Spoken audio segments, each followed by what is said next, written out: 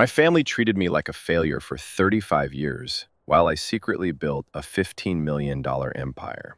When they found out at Christmas dinner, they demanded I share everything. I revealed I'd been funding their lifestyle anonymously for years, then cut them off completely. At Christmas dinner, my brother discovered I had $15 million hidden away. My entire family turned into vultures demanding their share. They claimed I owed them everything because family comes first. Here's how 20 years of being the family disappointment led to the most satisfying revenge of my life.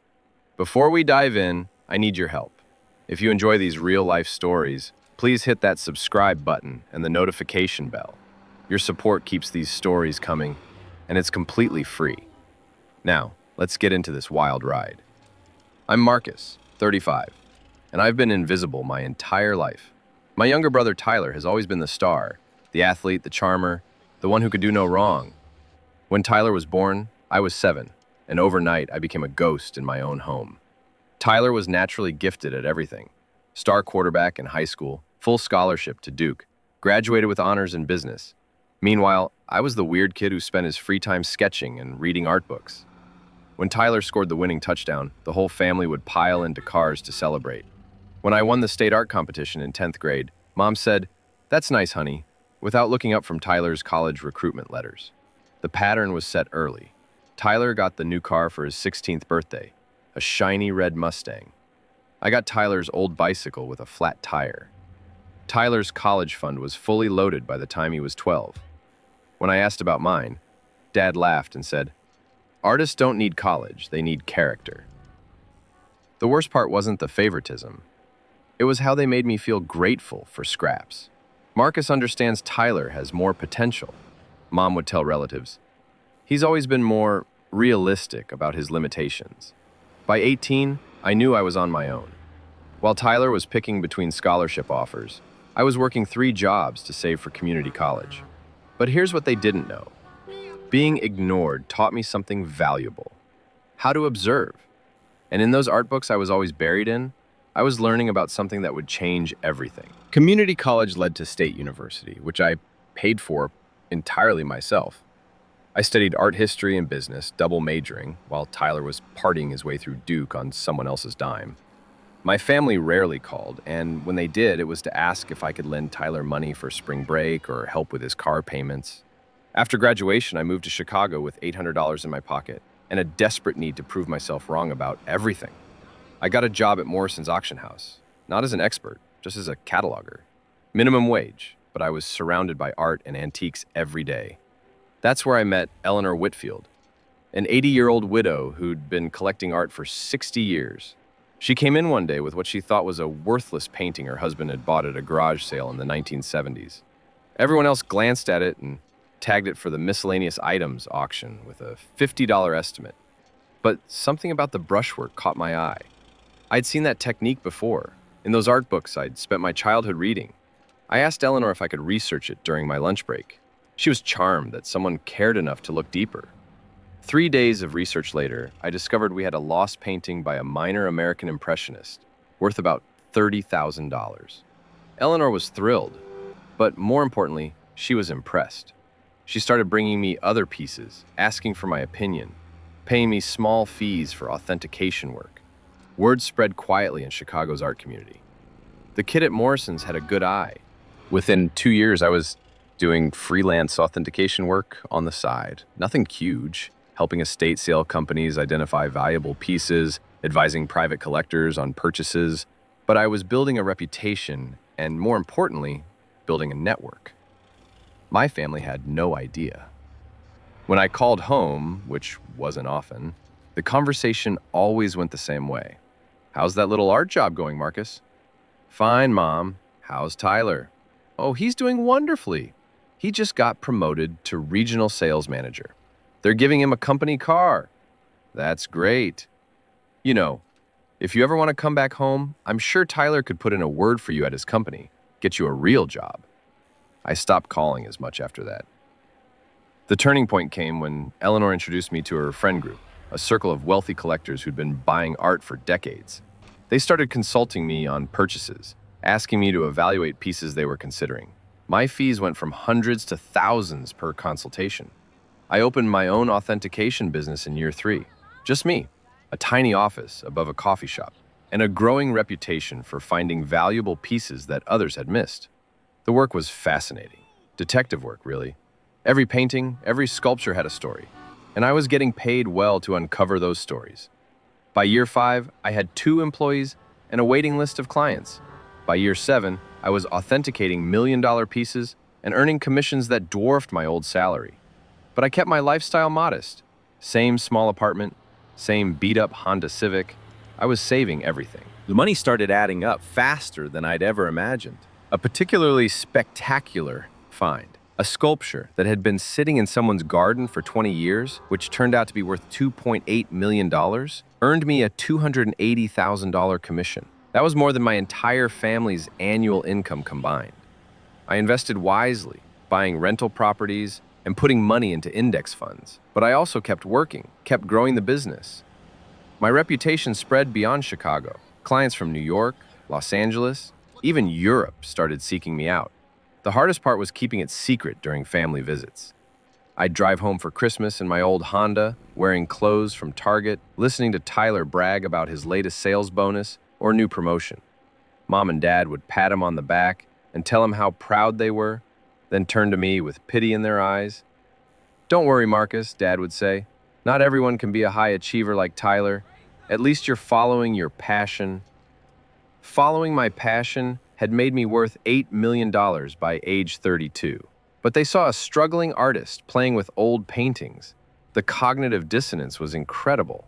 I'd spend my mornings on calls with museum curators and my afternoons authenticating pieces for A-list celebrities, then drive to suburban family dinners where I was treated like the family charity case. Tyler, meanwhile, was struggling more than they knew. His marriage had fallen apart.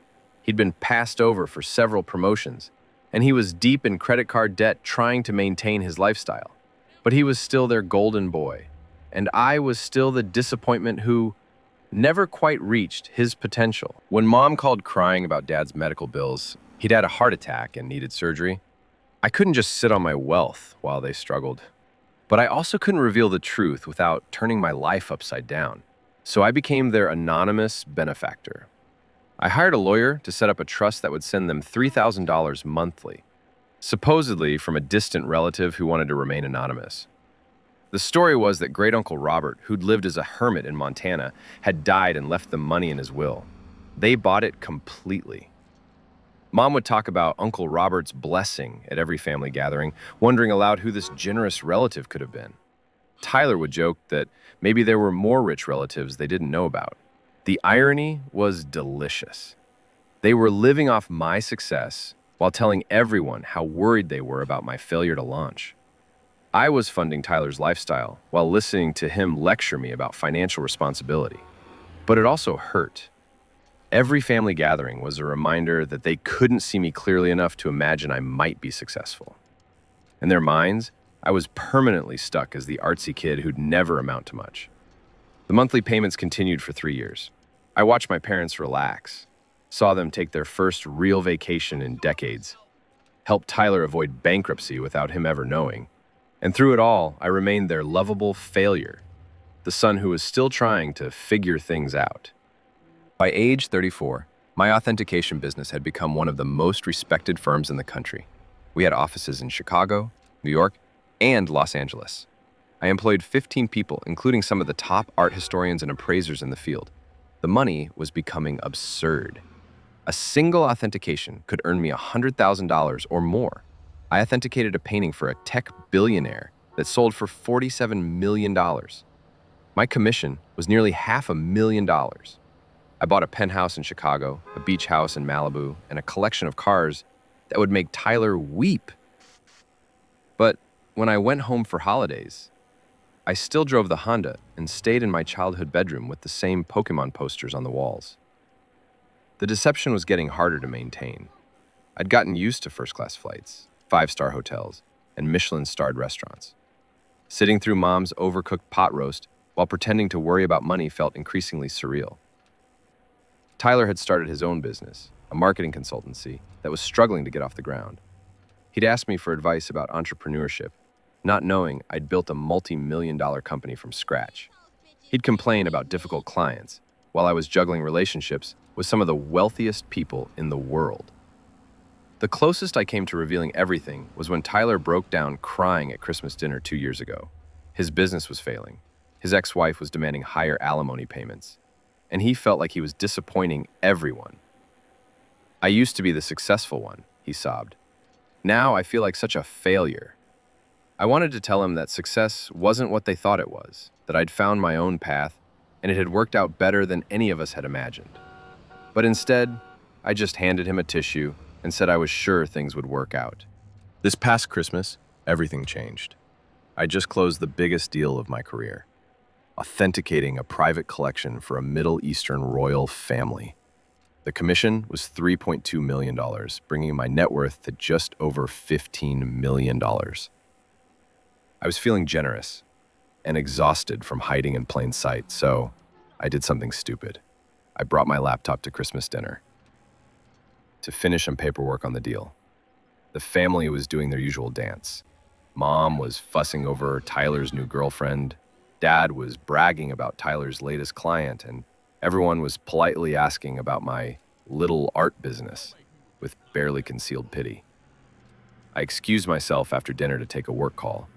A collector in London needed immediate authentication of a piece before an auction closed. I sat up in the living room with my laptop, taking the call while the family watched TV. Tyler, a few drinks in and feeling generous, decided to be the helpful big brother. He walked over during my call, saw my laptop screen, and announced loudly, "Come on, Marcus, it's Christmas. No more work." Before I could stop him, he turned my laptop around to show the family, planning to make a joke about my obsession with work.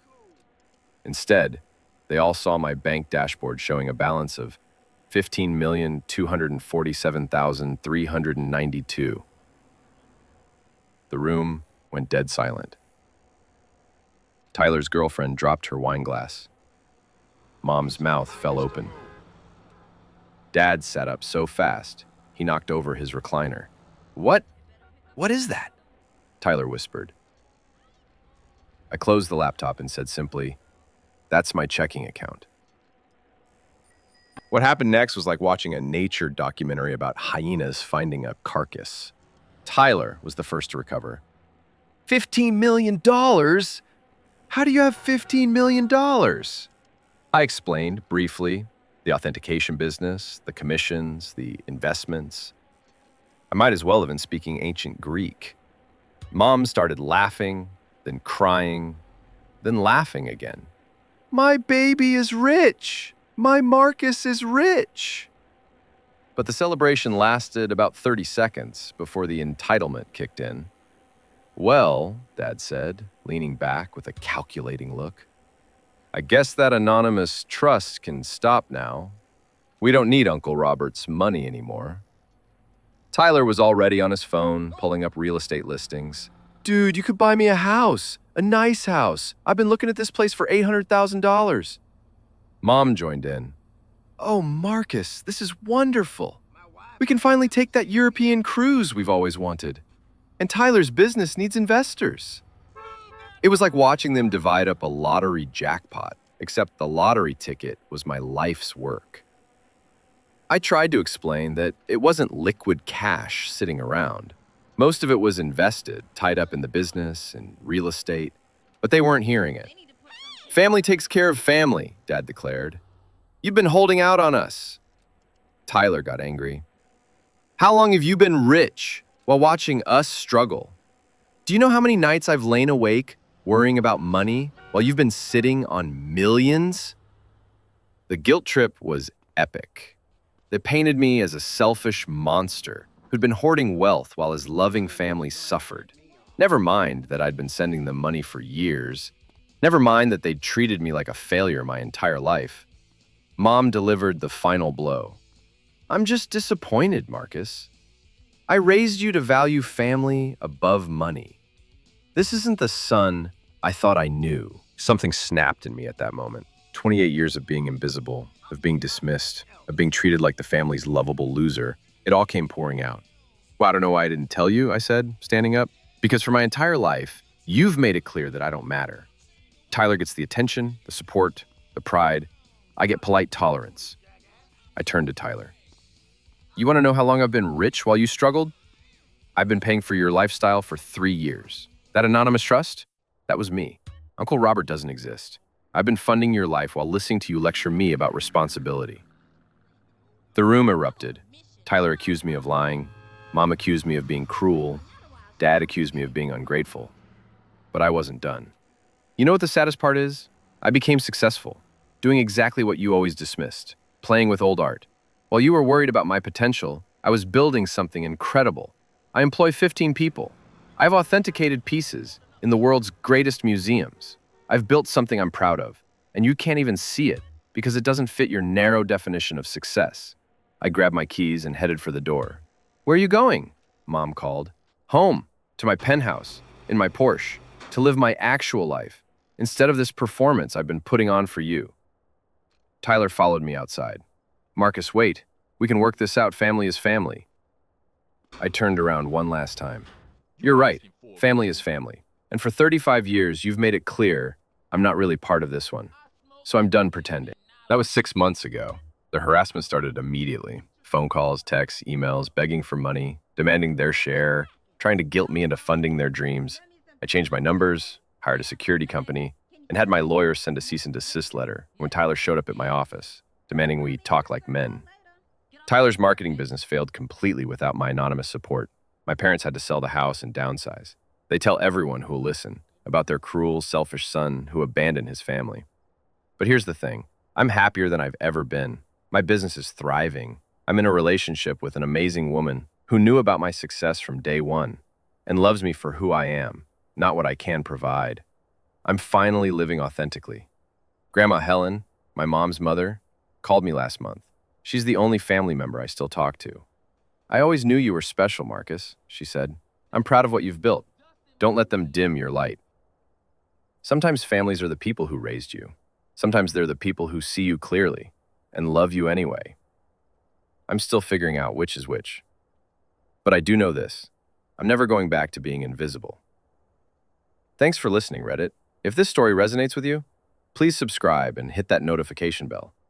Your support means everything.